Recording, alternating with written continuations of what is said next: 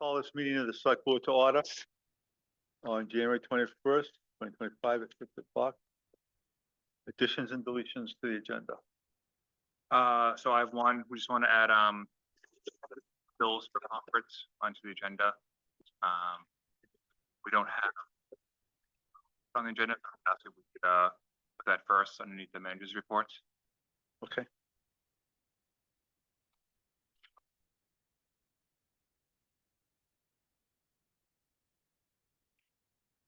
Okay, citizens' comments. I'm seeing nothing online. Okay. Manager's report. I'll be brief tonight. Just a few things. One, for those of you who are in the building tonight, you see we're trying to do some painting, so we apologize for kind of the gymnastics you may have to perform to get up to the building tonight. So we apologize for that. Second, we're working hard internally for a town meeting, which is coming up very quickly. We'll go over the warning tonight. We'll let everyone know that town meeting will be taking place March 1st on a Saturday here at Town Hall. We encourage everyone to come out and participate in democracy. Third, I just want to again credit our public works crew. Another holiday, another day of them being out sanding, plowing, keeping the streets clean. So they were out, I believe, on Saturday, then again on Monday. So I want to thank them for all their hard work and all the work they're doing to kind of give up their lives to make sure that people can go on through Woodstock and enjoy this themselves. I just want to thank Chris Barr and his whole staff doing that. And that's all I have. Discussions. Not a proper. Give me 1 second. So Ben Brickner's here, who is the current chair of the select board in Pomfret. So as you know, we have an agreement with a few neighboring communities for ambulance services. Part of that agreement is they cover any uncollectible bills that we were unable to collect on. Usually Pomfret is around the 9,000 mark per year. This is obviously a significant increase. So Mr. Brickner, want to come and speak to the select board about that. Thank you.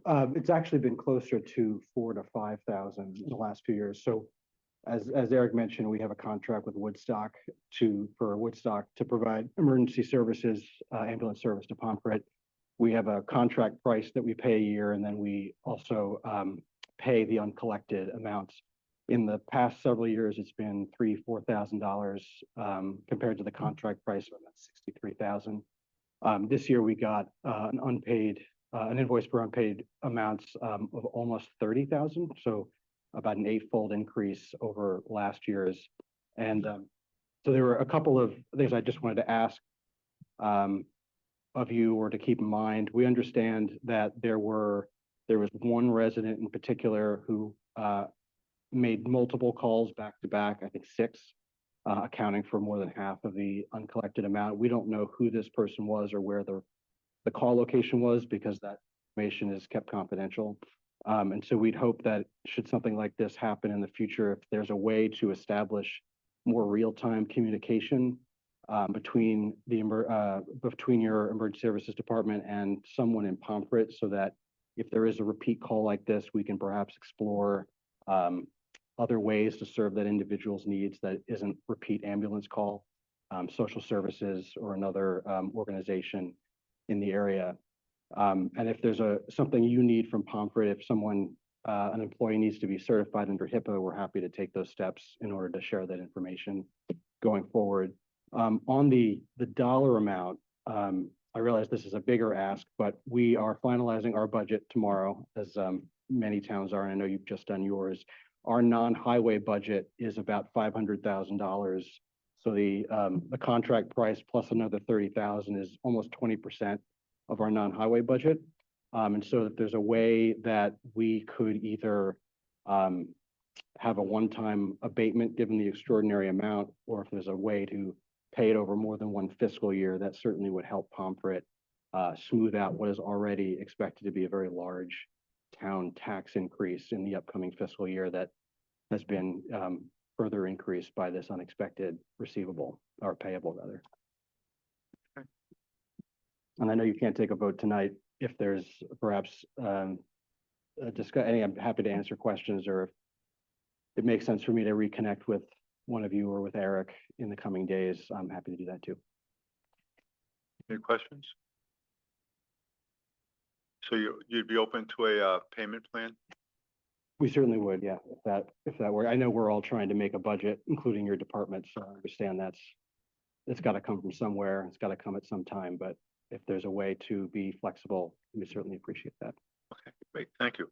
I'll just say that this $29,000 is not budgeted in our revenue, so it's kind of increased revenue, so we're not losing anything if we don't get it all at once. Okay. On-farm restaurant. So I think Laura Paul is going to take the lead on this. The chair of the planning commission could not attend tonight, and as the ex officio to the planning commission, it was appropriate for Laura to take the lead and kind of introduce the topic. So Laura, go ahead. Thanks. And sorry, I'm not there in person, you guys. The stomach bug has hit my house again. So as Eric mentioned, Ben could not be here. He had a prior commitment.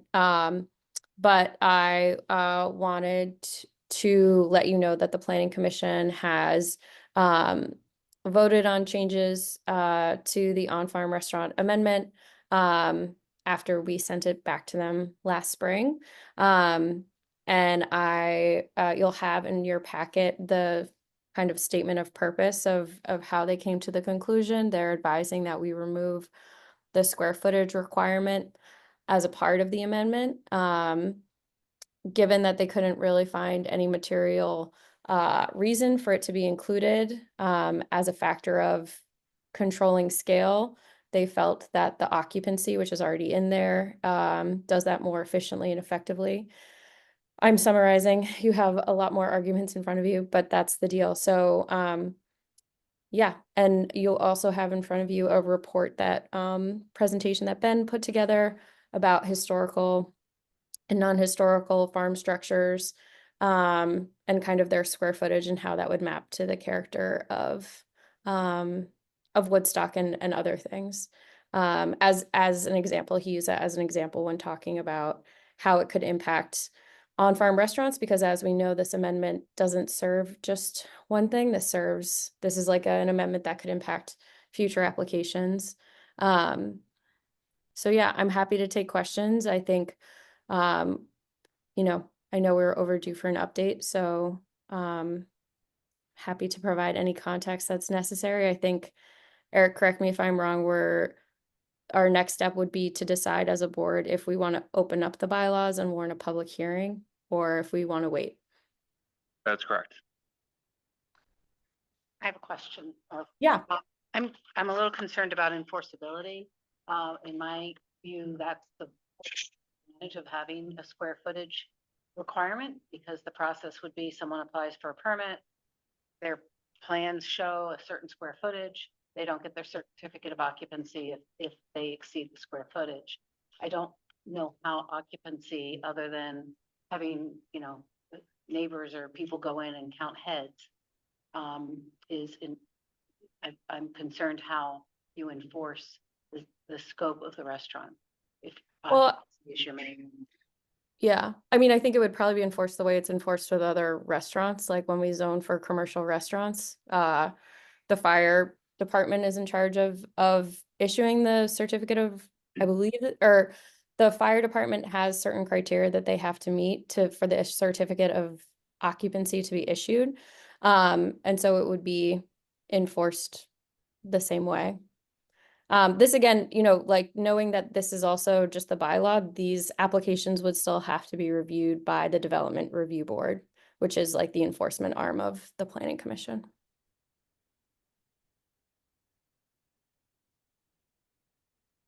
Any other question?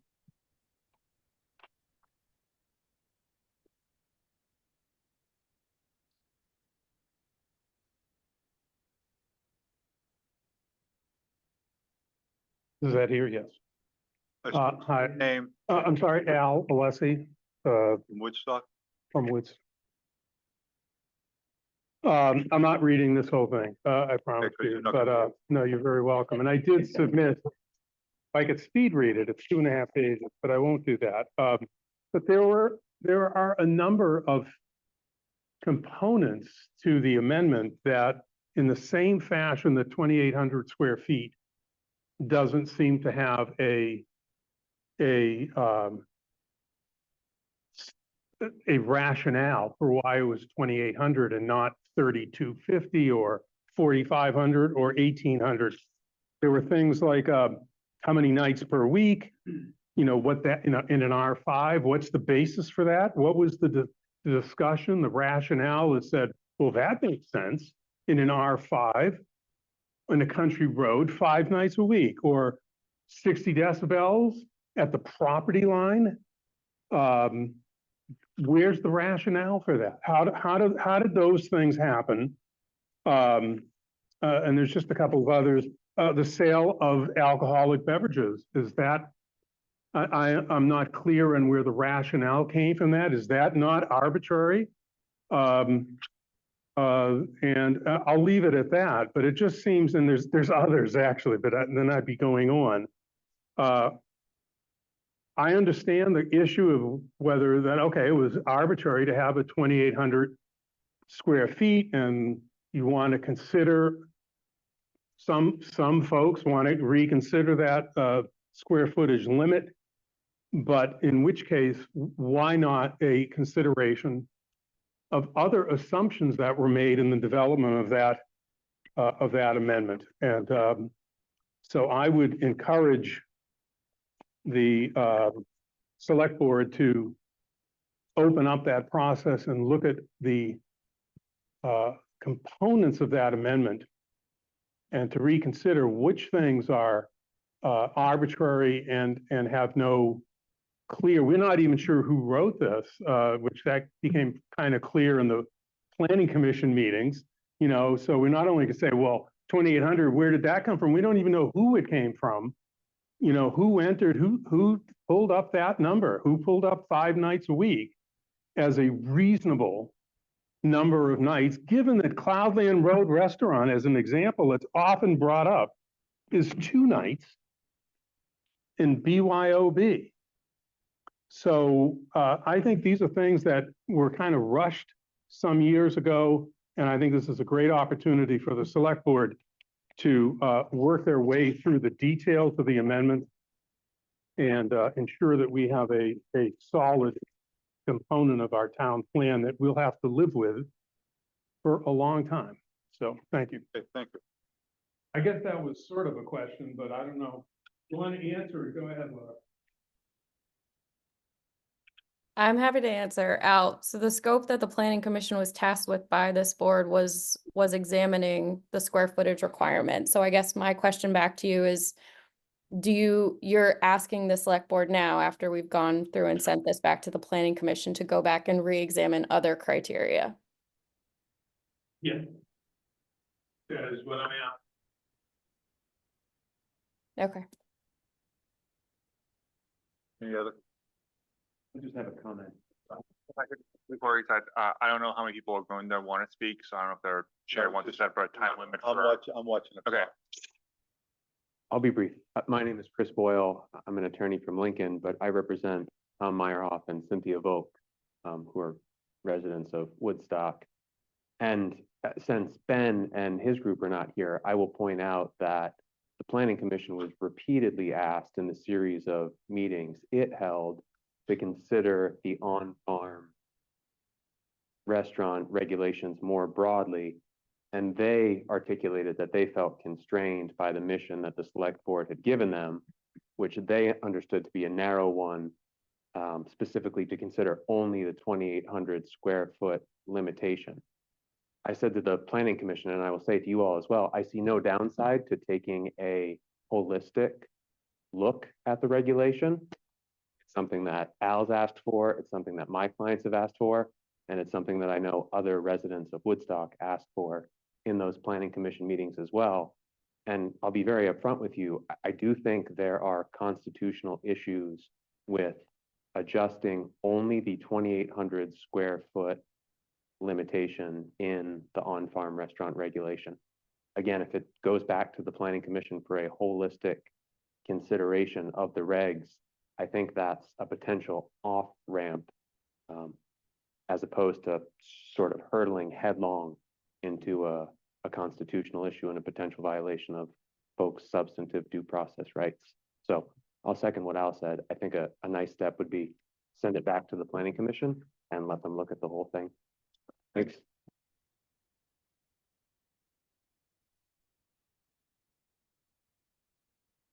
Any other comments? Not seeing any online. Select board?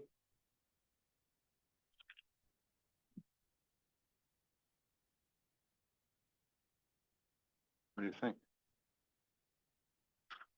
I think we're still reviewing applications on a case-by-case basis. I think limiting it to 2,800 square feet seems arbitrary since it's going to be really limited by occupancy, which is how all of our restaurants are limited currently. So I'm in favor. I think our question is whether we pass it on to a public hearing. We don't have to. Yeah, you're not taking a vote. Not No, voting. no, no. We're not Oh, yeah, doing it. then I'm in favor. Yeah, go ahead. All right, so is there a motion to have a public hearing? I'll make a motion. A Is there second.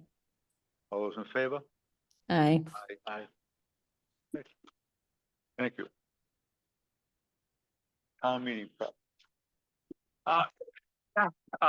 So over the weekend, I set the board, potential, warning for town meeting. I actually printed out copies of a new one I forgot to grab. So I can grab it for you, but really, the one outstanding question, I think really is, if the board wants to pursue, having the listers become appointed on the warning or not. I think we talked about that, and I think we were in favor, but that's kind of the one outstanding article I want clarification on from the board before we go forward. Any comments?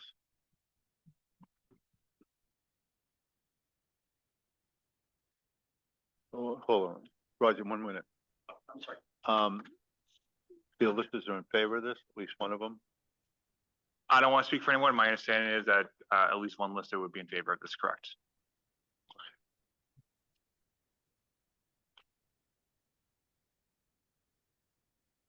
I think I'm not gaining a lot of weight, but Roger Logan, Woodstock. I just want to say that last time this came before town meeting, there was a lot of confusion. And I mean, it makes sense. And it made sense to me after people explained it to me, but it wasn't explained to me before the meeting. So I just urge you to be as clear and concise about what the advantages would be to doing this. Because I think you would get it passed if that's what you want. You just need to make sure that it's very clear why it would. Thanks. Thank you. I guess I wanted to say for the 5 of us that if we do decide to put this on the ballot, we have to be prepared to do at least a few of our roadshow meetings to explain it to people and why we're doing it. I agree. Last time it came up at town meeting, I don't feel we had our ducks in a row. So, and we need to do a better job explaining it publicly before we can put it on the ballot. So if we aren't prepared to do that, then we should. I agree. I do think it's great as long as we have at least one of the listers who has the experience and the insight ready and willing to, discourse with the public about why this is the right move. And us as well.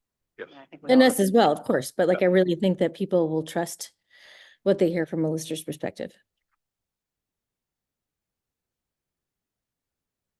Other comments? So if I could just go through what articles we are on the potential warrant right now outside of the normal monetary ones. So there'll be 2, one to create a reserve fund and then to deposit the new local option tax into that infrastructure reserve fund, which would be set aside only for infrastructure projects that the select board deems worthy, similar to the current local option tax we have. We also created a fund to allocate the money into that. That's two articles. One is to create the fund, and then one is to how the fund would be for. Next would be to create another reserve fund, which would be if the town has a large balance in the undesignated fund balance, you'd keep 15% of the budget in the undesignated fund balance. The rest of the money would be then transferred into the reserve fund to be at the select board's discretion as well. Again, standard procedure on and something that's a good financial practice. Listers, and then potential getting rid of the elected auditor positions. This is some of the trustees the village did about 2 years ago. We obviously contract with an independent auditor, so to have elected auditors makes no real sense when we're paying someone to do the work for us already. So that's what's currently on the warning. And we also have to schedule a meeting for the select board to vote and sign on the warning as well. The earliest we could do it is Thursday or Friday. The latest we can do it is a week from Friday. So probably sometime next week. Eric, I just had a question about the undesignated fund balance article. Yep. Do we collectively as a board need to agree about the sum number or the percentage? Yeah, typically usually they tell you 15% of your budget to remain in the undesignated fund balance to cover any emergency overage per year. But the select board does have discretion on what you actually want that to be. If you want it to be higher or lower, 15 is kind of what VLCT recommends.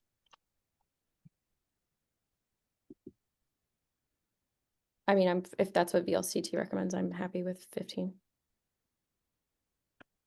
Do you want Same. to schedule a date next week for this? Yeah.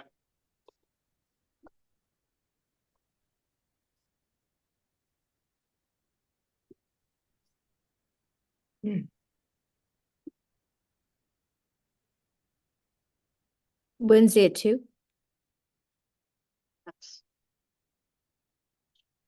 That doesn't work well for you, right, Greg, to middle of the day like that? Not really. I'd rather have it later, after 3:30, 4 o'clock, myself. I can do anytime Wednesday. Yeah, Laura? We're talking Can you next do that? Wednesday? Yeah, the 29th. Yep, I'm fine. I'm flexible. You do later in the day, Carrie?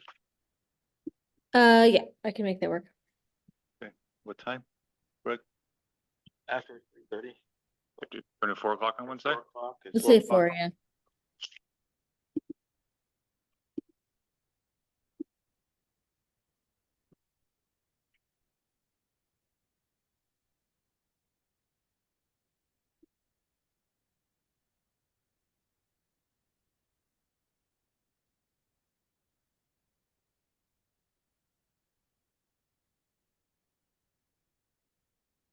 Okay, so we'll put that meeting. One final thing on town meeting prep is we got all the petitions in from the various nonprofits. About 10 to 15 of them. I quickly did some math, so don't hold me to this, about $231,000 will be additional increase if all the articles pass, which would be about a 4% tax increase. Yeah,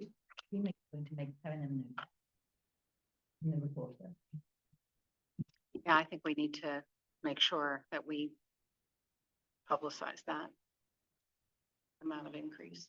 I think we will. I mean, not that there aren't some very good nonprofits on that list, but I think people need to think twice about some that they vote for.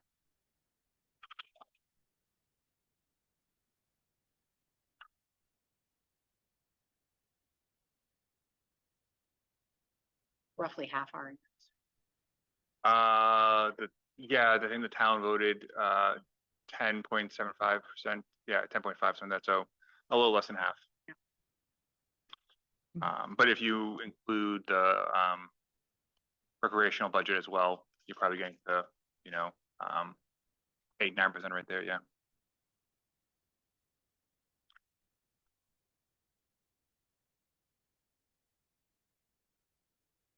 update on the aqueduct. Yeah, so some of this we will discuss in executive session as we go over kind of some of the contracts we're working on. But just so people are aware, we're looking to close by the end of March of 2025. We have had conversations with Nemrick and Neptune, which is the metering company software.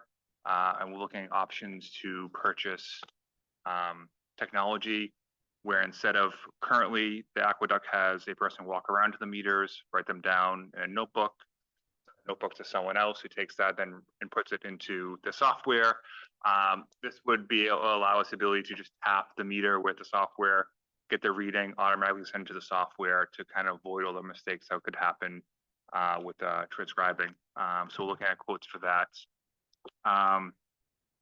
Two, we put together a budget for town meeting. We're also working on a budget that will also be on the warning to cover the cost of running the water system from end of March of this year to end of the fiscal year in June.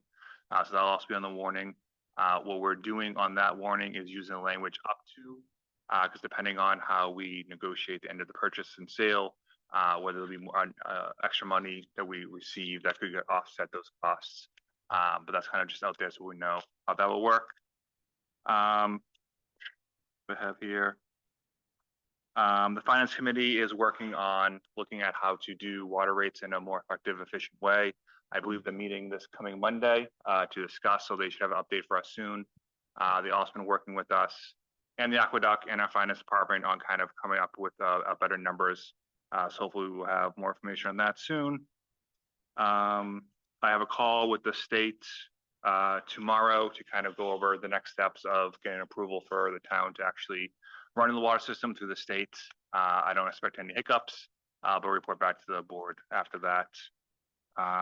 And finally, we have submitted our applications to the bond bank for the bonds that got approved on December 10th. We're working on them to kind of make sure that's all set as well. So that's my update. Work.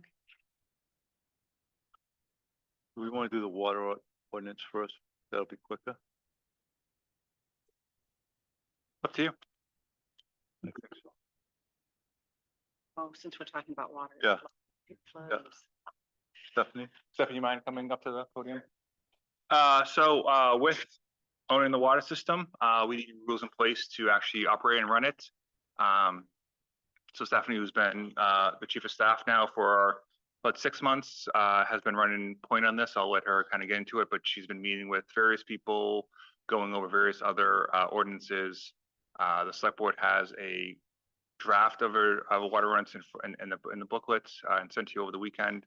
Actually, it may not be in the booklet, but sent to you over the weekend for your review. And I'll turn it over to Stephanie. Yeah, so I think we sent it out. Just say your name. Oh, sorry, yeah, I'm Stephanie Applefellow, Chief of Staff here in Woodstock.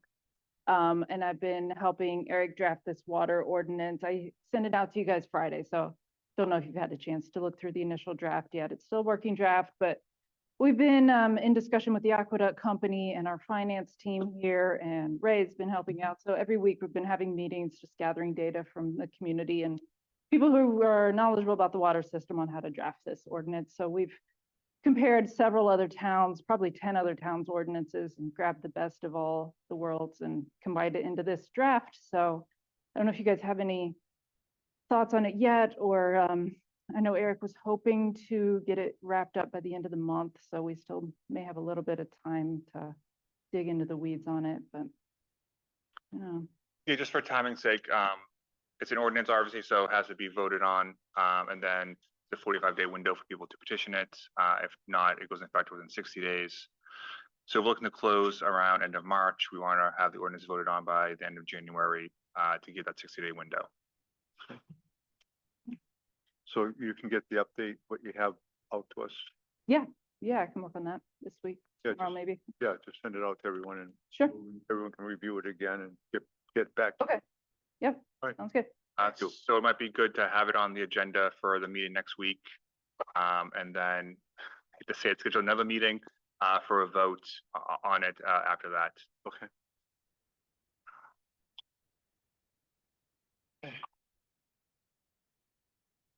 Can I just ask? Ken up there.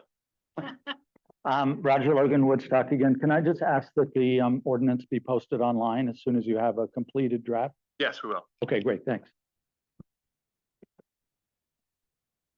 And I do just want to thank Stephanie for her hard work. She is creating a brand new law with the help of the select board from nothing. It's been a lot of work, a lot of time. So I just want to appreciate all the work she's put into it over the last month or so. Okay. You're up, John. The agenda says that, John Spector, Woodstock, the agenda says that this is an update from the EDC Housing Group, which it is, but there's actually two items, and you received both of them in your package.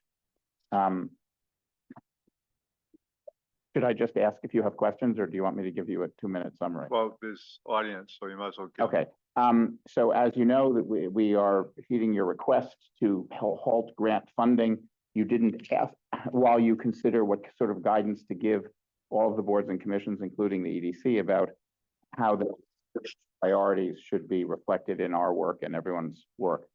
And so you didn't ask us to provide input to that process, but we thought it would be valuable, particularly because, and I discussed this with Ray briefly, he agreed that there are two items of consequence. There are two programs where funding is going to run out in about 6 weeks, and there are consequences of that.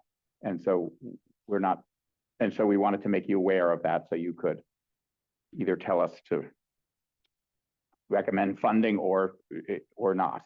The two are, first is the marketing program, which we think after lots of debate over the last 3 years and considerable reconfiguration of that, the EDC feels very comfortable that we've reached an appropriate level of spending. We're comfortable with the new processes. The past year, 10 months of work, marketing subgroup, working group is comfortable with this, and that includes, the chamber and some merchants as well as EDC members. It's about $55,000 a year.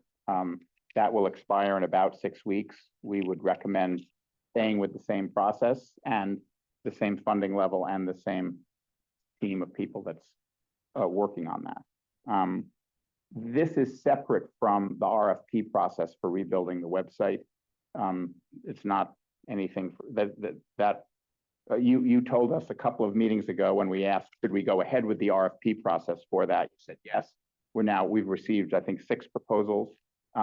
They look good. I mean, we're confident that there'll be a good proposal in there. The costs range from 20 to 40,000, and we will come back to you in about a month with a review. We're about to review those RFPs and make a recommendation. This is separate from that. So that's the first piece, which is about to run out. And the second piece, which the housing working group team is here, for some of them, to talk further about it. But let me just give you kind of a high level. That program also runs out in about 6 weeks. Funding for the housing advisor. The rest of the housing programs are all success-based, and funds have been allocated to them in the past. And they're sitting there and only paid out when someone wants to build an ADU or create a new rental unit or whatever. But the housing advisor and administrative and legal fees and so forth, it's about $52,000 a year. That will run out. We recommend that program be continued as well. And the EDC voted as follows, that about 10% of the housing advisor's time needs to be spent on administering the 14 or 15 grants we've already made where these houses or units are in use or being constructed. We don't make the payments up front. We make the payments when the work is done or when they meet the conditions of the program. And so there's administration involved. If we stop administering that, we risk, I think there's a very real risk of losing those units, which are in the process of being created. So that's about 10% of the total. Because the programs are the rental incentive, the housing programs are all success-based. there's no reason particularly to shut them down. And in fact, while there has been a slowdown, and you'll hear a bit about that from the team, there's also been a little bit of a pickup recently in greater interest in a couple of the programs. So we don't think that they should be shut down, but we do think that the housing advisor should allocate a little bit of time, as opposed to the majority of Trina's time, to that. Because what we think is that there's a significant need, because of the importance that you place and the EDC places on housing, to start to prepare for a much bigger housing effort. And the team will describe what that looks like. And we think that the majority of the housing advisor's time should be spent on that. And they'll explain what that is in a minute. It's in your package. Adopting this recommendation doesn't add any additional funding. There is already funding allocated for, there's about $200,000 of funding that's been encumbered for housing. The recommendation is to use 52,000 of that to pay for the housing advisor, and to leave the remaining 148,000 available for incentives for the different housing programs. So no new funds would go into this. There's already a bucket. We're just putting some of it into the housing advisor column. And in addition, the last thing I'll say is that the EDC, out of what I would describe as strong support for you setting the priority for housing, and equally strong support among the EDC for housing as a way to invest funds from the Economic Development Reserve Fund, to encumber an additional $200,000 into a housing bucket to be used for some sort of success-based programs, and to re-examine that encumbrance after a year. And if the programs weren't working or hadn't been spent, then to take the money back and use it for some other purpose. Why don't we see how the program goes before we give you the money? Just a thought. I think the housing group would like to give kind of an overview of this recommendation and how it would sort of work without taking too much time, if that's all right. Yeah, that's fine. Can I ask one quick question on Yeah. RFP? Will that increase Jess Kirby's workload? And if so, will that increase how much we have to pay, or how our time's allocated, or will? That the costs of that will be covered in the 20 to 40,000 in Okay. whatever. It will not change the 55,000. Okay, thank you.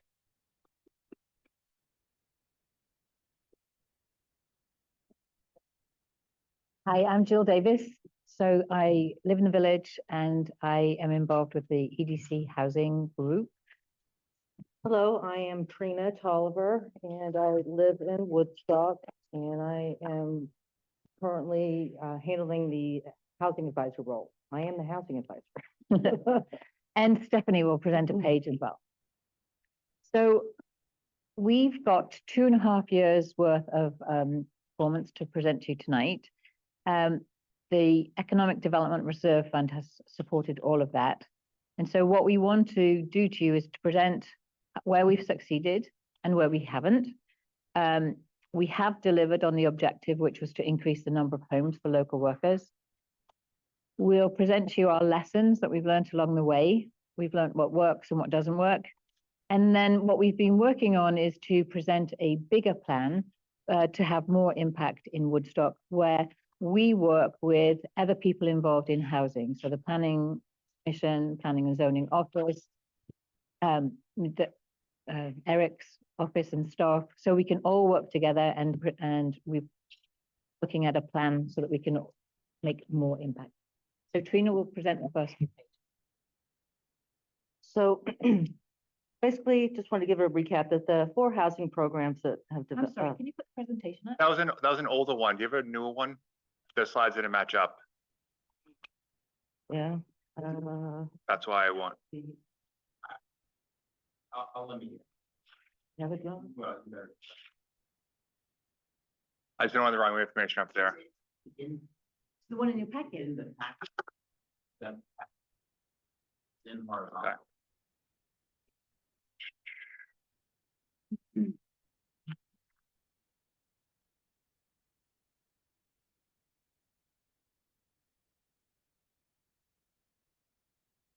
Wait, let's just put on. Okay. The copy. I'm almost there. Just one moment.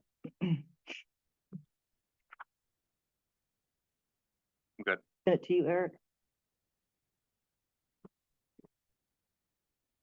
Okay. So, the 4 housing programs have worked, over the last 2.5 years. You get it? I'm on slide 3. Yeah. Great, thank you.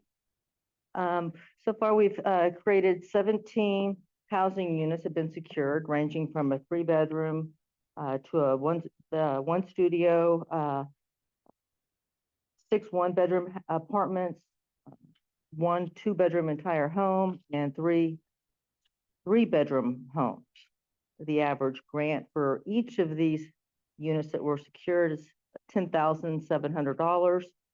And the average rent that's been charged is $1,281, which is very important because that's well below the market rate and what's making the program affordable to those that are tenants in these programs.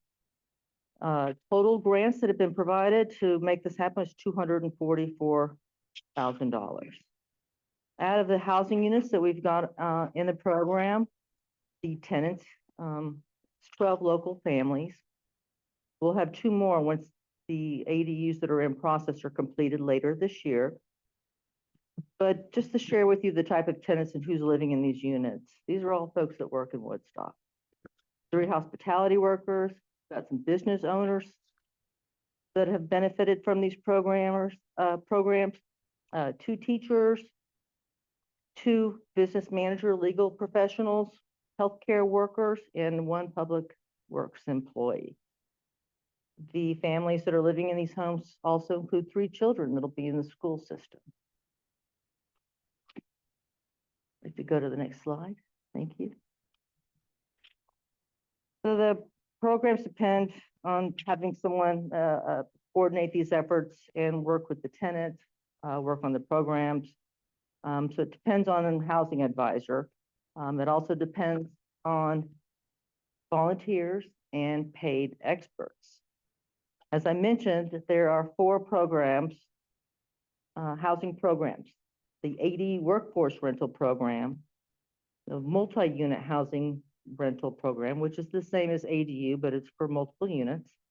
Lease to locals, which is the rental incentive program that we outsourced to Placemate this year and plan to bring back internally and handle it ourselves.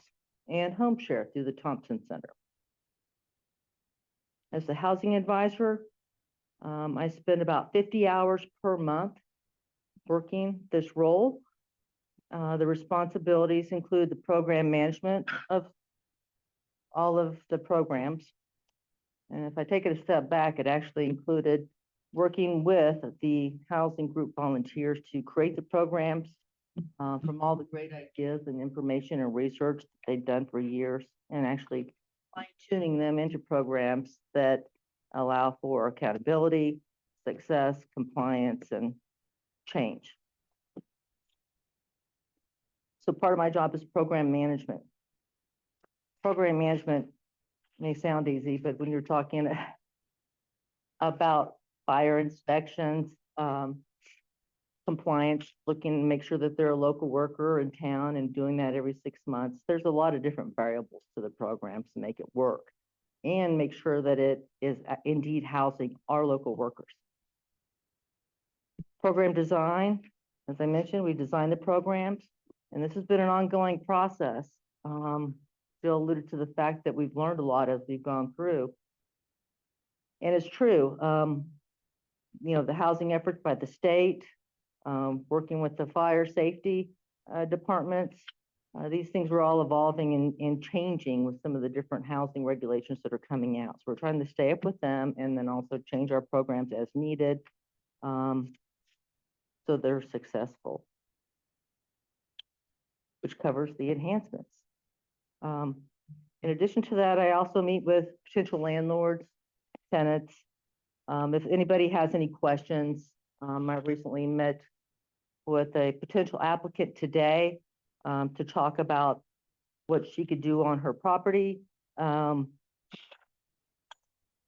the options were for an ADU or converting a space in her home, trying to work out what would be the least expensive option, versus the most expensive option and what some of these things might entail as far as working with state fire safety and our contractor, making decisions on whether or not you want to be a general contractor when you take on these projects or hire someone to do it. So we've seen, and part of the lessons learned, the benefits and risks of playing either role, whether you hire it out or do it yourself. So it's good to know and share that type of information so they can make informed decisions as they work these projects themselves. I also work directly with Placemate, who we've outsourced our lease to local program to for this year, and have managed that relationship and processes. We have a lawyer that reviews any of our agreements, and make use of him only when we really need to because of the cost, but he's fully on board, familiar with all of our programs.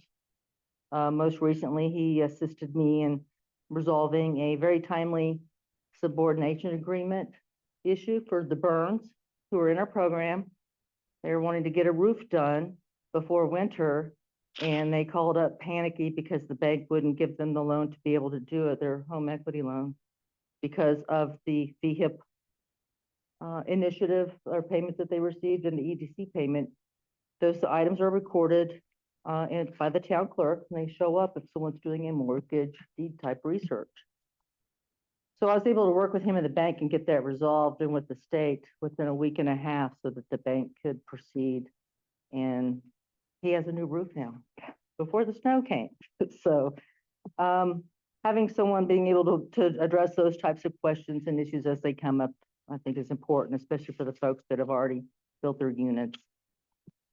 The housing group volunteers is a long list of folks, Jill Davies, Linda Fulkerson, Ben Jervey, Cliff Johnson, Lisa Lawler, Sally Miller, Greg Olmsted, Deborah Green, and Ellen Soroka have all provided invaluable feedback and information to me as we develop their projects and manage them.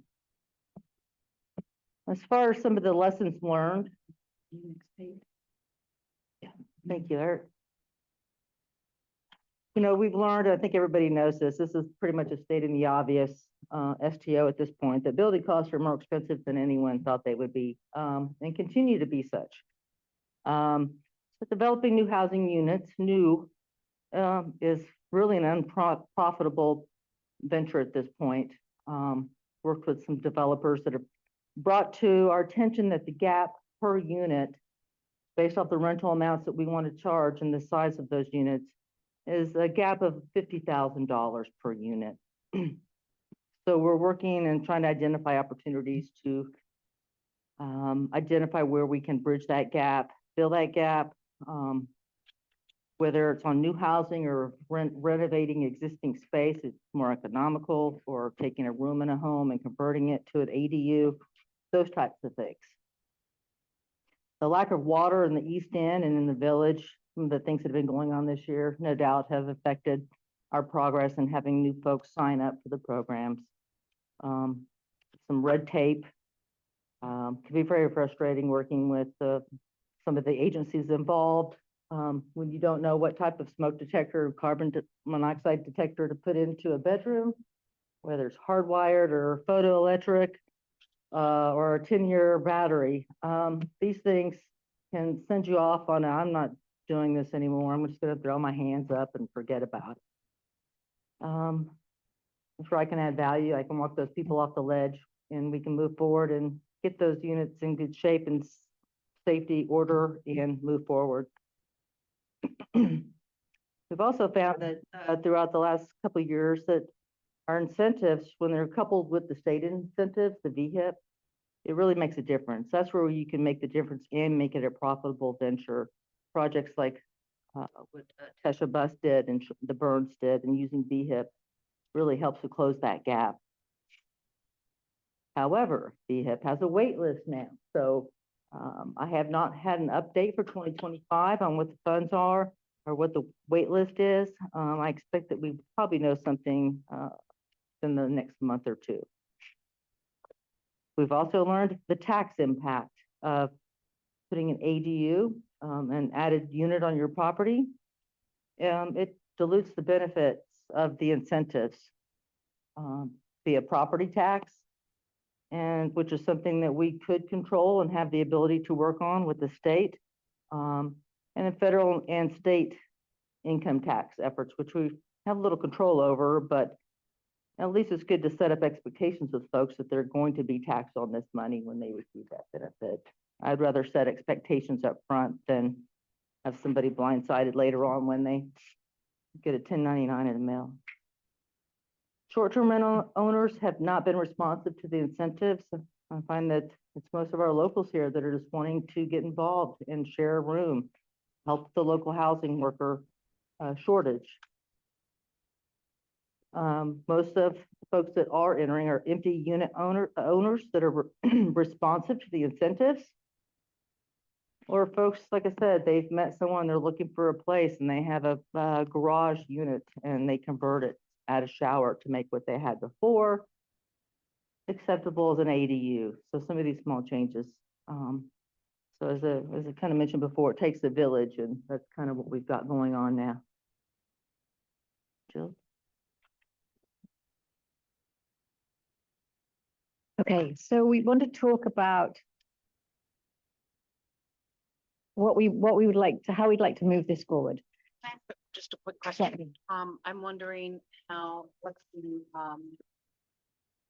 if the houses that have been created and being used and then leased to locals have been sustainable, have people continued them or have some reverted back to prior use? They've all continued. And that's important when we think that the rentals that we've created, so anything created with VHIP has a 5-year term on it. So that has to be rented to a local for a particular rent for 5 years. And then any of the rental units that we've brought in through rental incentives have continued to be long-term rentals. They have, they also have a time frame too, right? The rented ones? Yeah. Yes, the commitment is. 1 or 2 years. So, yeah, and on the ADU one, we put a 3-year commitment and then it's been superseded by VHIP for 5. But there's also just mentioned the experience in general. Right. So our experience is mirrored by what placemates have been telling us, where they've been doing these programs in Tahoe and other towns, that once you get to rent to a local worker long term, you're very unlikely to go back to an Airbnb. I think they quoted 70%.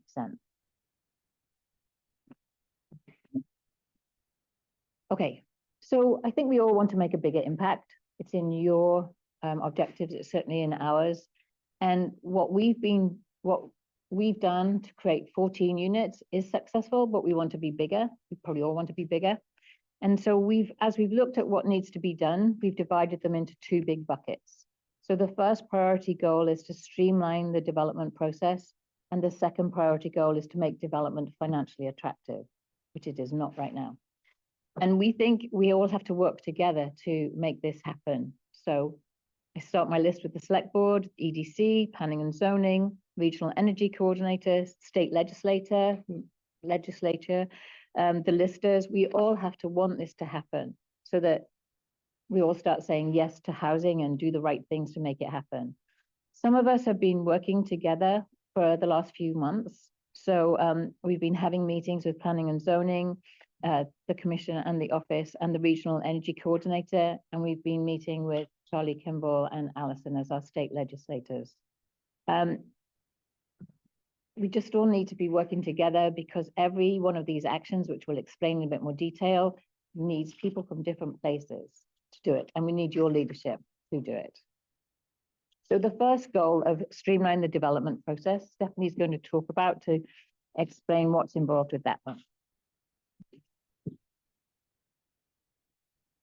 Hi, Stephanie Appleteller. So yeah, I just wanted to talk real quick about how we're making some changes here from the Planning and Zoning Office and the Planning Commission, sort of at the direction of the Select Board, as you've made housing one of your main priorities. I meet with Trina and Jill along with Harry and Laura weekly, or no, not weekly, monthly, to talk about housing.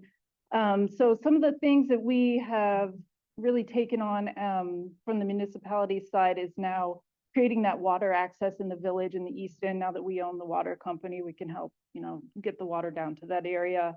Looking into how to increase the pressure to be able to develop the East End is a huge priority. Some of the bylaw changes, I should give props to Harry Falconer, who looks like he's on the call right now with Two Rivers. He's come up with some really amazing ideas and been presenting at the Planning Commission over the past few months about ways to update our zoning bylaws so that we can make housing easier and make sure we're getting all the roadblocks out of the way to build housing. So Two Rivers is helping us apply for a municipal planning grant that will allow us to update the future land use maps. Right now, our future land use maps mirror our zoning maps. So we're not able to actually plan and change and grow because those have to be different. They can't mirror each other. So Harry's helping us with that. And then we're going to work on some minor bylaw changes that prioritize housing. We need to bring our bylaws into compliance with the state law. We need to reduce some of the dimensional requirements in the village, really work on our design review guidelines, make sure that our design review process doesn't slow down the application process for applicants. It's very subjective and opinion-based right now. We have to make it easier to build housing here and get all the opinion-based reviews out of the way. It currently takes 60 to 90 days probably for an application to go through our process if it needs conditional review to go in front of all of our boards.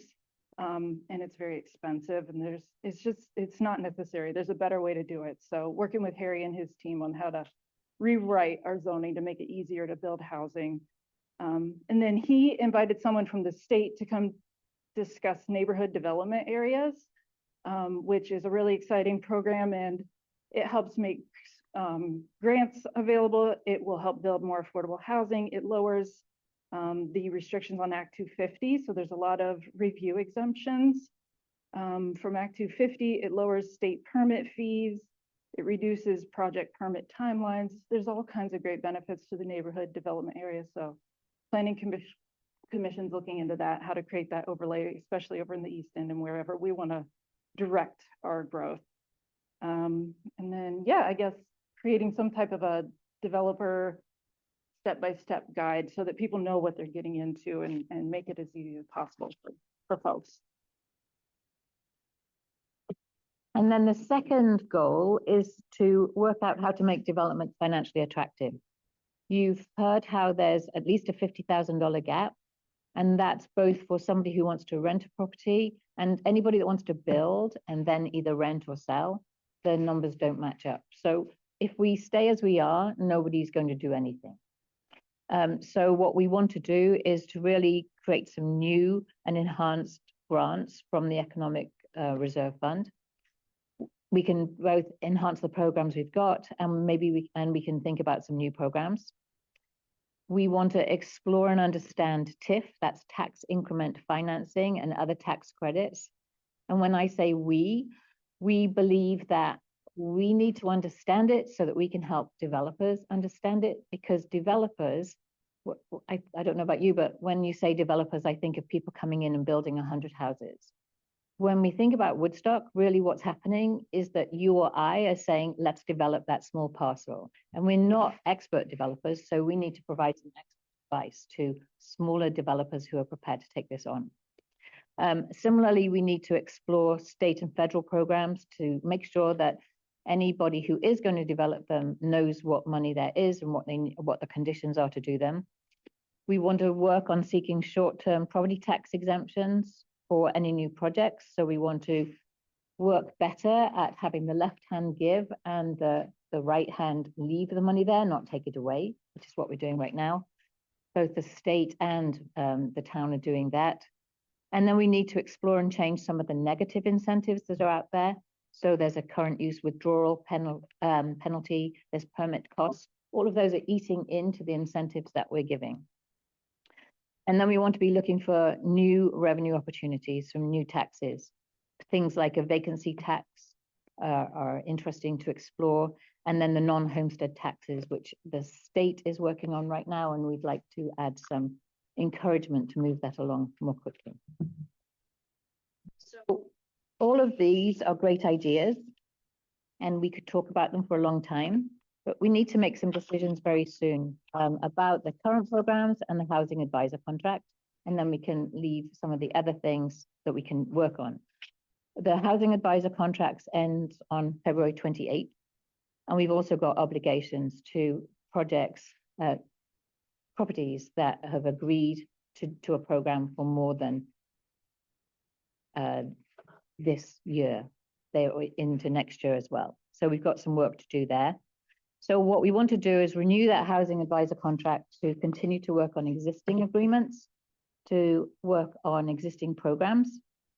We want to bring lease to locals in-house. The interesting thing that's happened there is that all the inquiries that are coming in through lease to locals are for existing units that have been unused for some reason. They're not Airbnb.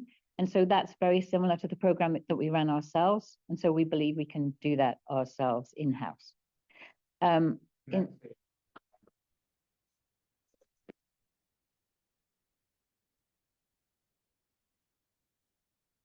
end of February, everything's, our year is like to the end of February. So if you go to the next page, oh, one last point on that page. We also want to manage and contribute to these 2 priority goals. So we want to keep working on housing and pushing it forward. So what that means in the sense of numbers is that we're not asking you for any additional funds for housing in 2025.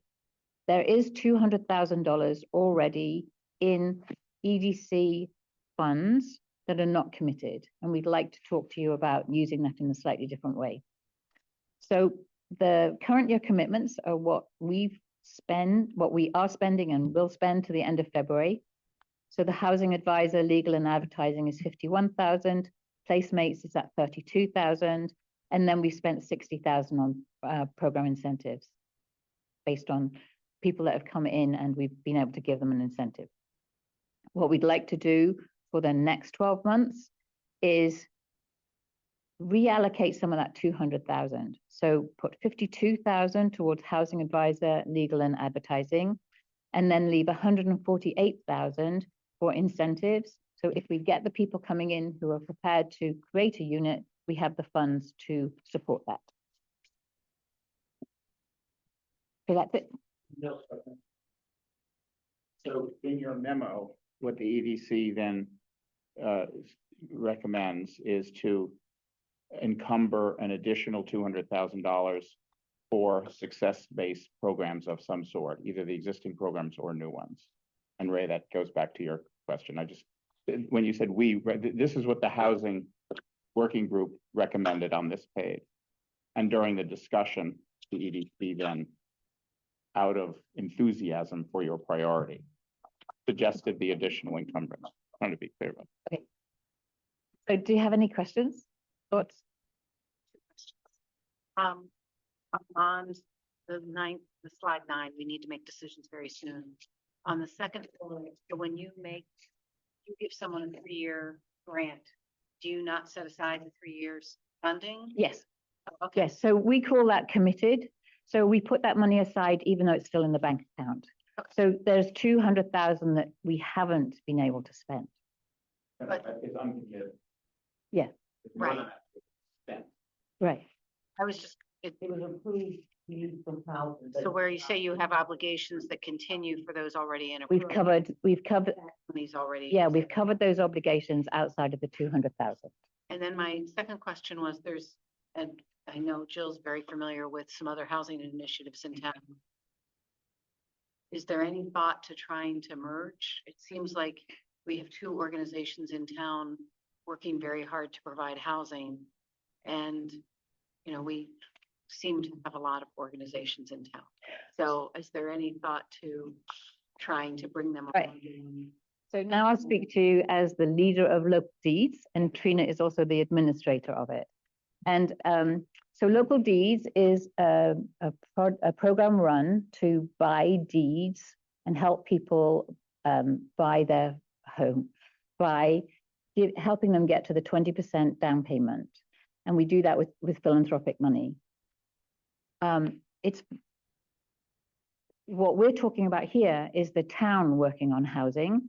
and working on many things that a nonprofit organization couldn't do, like getting planning and zoning working in alignment with us, working with you to get those things passed, working at a state and federal level to understand what those things are. None of those grants are things that local deeds needs. And I think it'd be a whole lot better just to leave them alone and let them do what they do and not ask them to expand what they do and let that program succeed at a pace, which it's doing right now. It's up to 18 units in a year. Yeah. The two things are aligned in that Trina and I always know, we know what the left hand and the right hand are doing. So they're aligned, and that's probably as much as you want to mix them. I will say, that there's, some crossover too. I'll have folks reach out to me about the local deeds program. Actually, they'll reach out to me first about the rental program.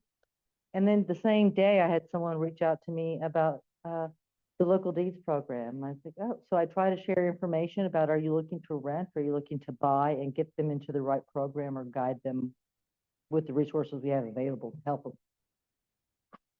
I mean, just from an EDC perspective, I think we would welcome, we're basically waiting for your guidance from the new priorities. I can't speak for the whole EDC, but I would be astonished. I think the general feeling, particularly around housing, is we would be excited to think about new programs, whether, you know, I'm not disagreeing with Jill about supporting it, but I think that there's a whole new, we're ready to completely re-examine what we do in light of your guidance. But we have not proactively come forward. It was a bold step to give you feedback that you hadn't sought. And so we haven't gone beyond that. But I think I can tell you for sure that the EDC's appetite for particularly thinking about what are the full portfolio of ways of financially supporting housing is absolutely there. And as soon as, if you decide to tell us that's something you'd like us to work on, we absolutely would. But we're holding off. I mean, you've sort of asked us to pause, and so we're as a commission, we're sort of in hiatus for a short period of time until you get back to us. Well, and my question wasn't directed more toward having the EDC expand. It just seemed like we have two organizations with the same goal, and should there. Yeah. Well, I just want to say from an EDC perspective, we're sort of in hiatus, so we're not considering that or anything else, but it is something, if you want to take us out of hiatus, that we would consider. And I'd look at local deeds as a program, one program. There's 4 in the EDC. It's like a 5th program. It happens to be run by a nonprofit. One is purchasing a home, the others are rentals. For local workers. They're also local workers, actually. Why wouldn't we have that? You could.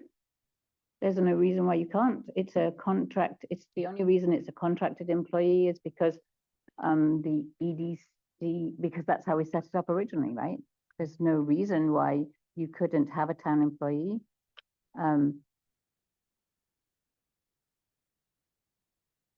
the other question I have for John is, you have a marketing person, like you have marketing person, do marketing, work on trying to get businesses in town as a full-time town employee. And take some of the funding from the EDC, some of the funding that we give to the chamber, that to help offset those costs. Are you asking a question about your authority or one judgment about whether that would be a good idea? Both. I guess you have the authority to hire. I know that. Material staff, yes. But I'm also opinions too. We actually, to be fair to my colleagues on the EDC, because I'm sort of standing here as a person and also the chair, we actually haven't discussed that. It certainly is a reasonable thing to think about the pros and cons. I can imagine there's some advantages, there might be some disadvantages. that's something that, again, again, not to overstep, but as you're thinking about the sort of, this seems to be a good time to think through what should the scope of the EDC be? Should we be having these part-time employees and managing them? Should they be part of the town government? Should there be some kind of mixed model? This seems to be a perfect time to re-examine that, and we would welcome having those discussions. And I don't think anything should be off the table. I just had a question, two questions for Trina and Jill about the inquiries and the that are in flight right now. You mentioned there are 3 ADU inquiries that came in, and then 2 or 4 lease to locals agreements that are in progress. And I just wanted to know what you think the success of any of those getting to completion will be and what the time frame is around those. This is Trina Tolliver, Hi, Woodstock. Trina. Hi again. Okay, so I can't speak to the start date of these. These are conversations that I had last fall, and I've had 2 or 3 of these just recently, including one today. So I can't speak to the time frame. But what we can say is this is more interest than we've had for a little while, for a while. Right. So some of the work that we've been doing promoting lease to locals is working. So we'd hate to cut that off. Do you Right, think it is related to the increased incentives too? Because we've also increased those recently. Yes, if we went backwards, we'd put higher incentives in. We would have put higher incentives in back in May when we launched the program. Okay. I will say too, that one of the considerations, we mentioned that placemate, the contract ends at the end of February. We're in a position where I need to figure out if we're going to, what to do with the folks that are in process. We've talked about bringing it back in-house.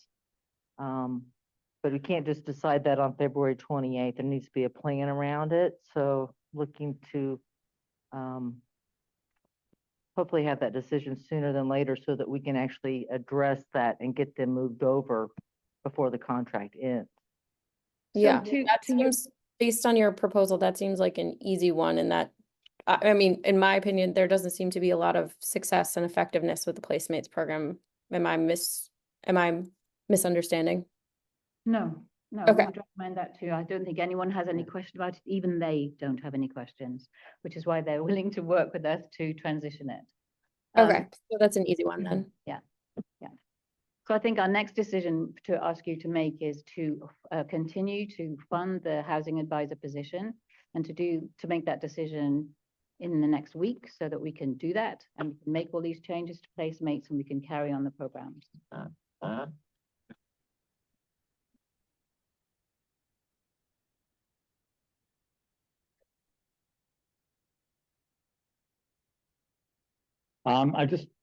I have 3 brief things on housing, Roger Logan, Woodstock, et cetera, et cetera, et cetera. Maybe I should get a sweatshirt or something. I would urge you to continue supporting the housing position. I think it makes sense. I'm also intrigued by your notion about examining bringing some of these functions in-house, especially the marketing position. I think the EDC has done a great job at managing that marketing function. I think making it at least partially a town responsibility as opposed to the EDC might serve to help broaden the definition of what marketing Woodstock means. Because right now it is still very tourist centric, which is what essentially it's been charged with doing. But I think it would be interesting to look at how that might be expanded. I also have a question. This is probably for the housing people, but obviously since the town government has very little to do, I know that like Springfield has a housing authority, and I wonder if creating a housing authority, just as creating our own water company, gives us access to much lower interest loans to do development as a private public partnership. If there's any, and it would be a lot of work, obviously, to set something like that up. But I wonder if, when you're talking about creating the massive amounts of housing we need to create, if there's not something that something like a housing authority might be able to help us with. Thank you. And I don't expect an answer.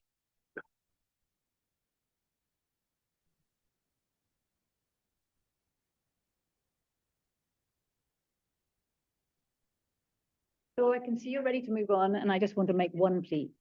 Please, could you commit to us when you're going to make a decision? Because we are paralyzed at the moment. We don't know whether to go forwards or not, and we have inquiries. We just ask for that commitment. I don't About think, it. we didn't warn it as a vote, so I don't, Okay, be in the process, peak I am, but we're meeting next week. on the 29th. Put on the agenda, please. Sure.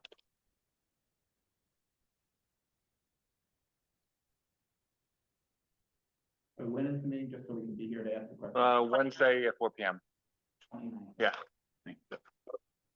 The organization that meets once. So next is executive session. Yep. Okay, I'll consider a motion to enter an executive session on SA 313 to discuss potential contracts. We have to make a specific finding, to a general public knowledge, face of public body or a person involved in substantial disadvantage. So moved. For a second, Second. all those in favor? Aye. Thank you. Have a good evening. Thanks. you. Thank you. you.